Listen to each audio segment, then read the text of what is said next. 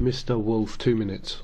You have the floor. Mr. Deputy Speaker, a long, long time ago in a distant age, before a man landed on the moon, before the internet and mobile phones, even before the Eurovision Song Contest, there was an idea of a new country rising out of Europe, a new empire, the United States of Europe.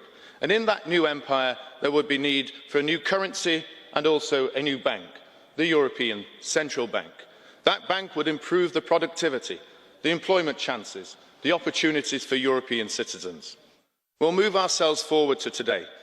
We have unemployment averaging at 11%, youth unemployment in many countries over 30%, productivity down, GDP down.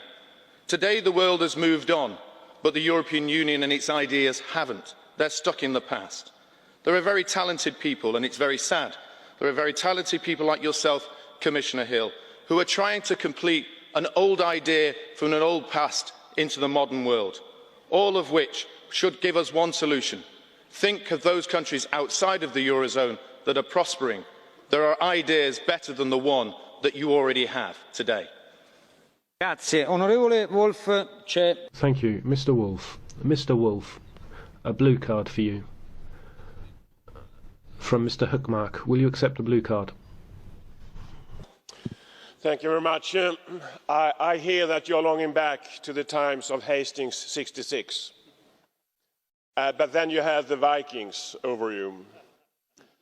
But I think that, listening to you, all problems are coming from Brussels. But if you look upon the problems of the United Kingdom and the financial sector, wasn't it more Blair and Brown than Brussels that caused the problems in the UK?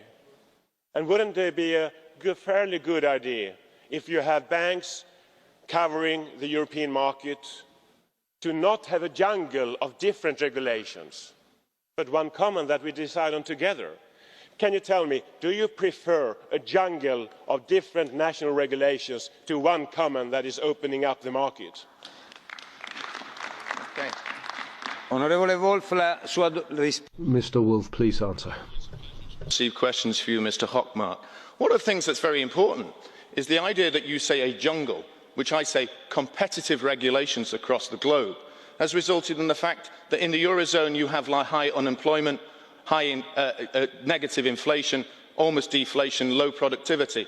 But those countries like the United Kingdom, they're outside of the Eurozone, which has a more flexible, competitive basis, are the ones that are seeing high growth, high employment levels, high productivity, much better than those in the European Union. The question you have to ask yourself is, by having one single set of rules, why is it those one single set of rules are destroying Europe, where those who have competitive rules are improving across the globe?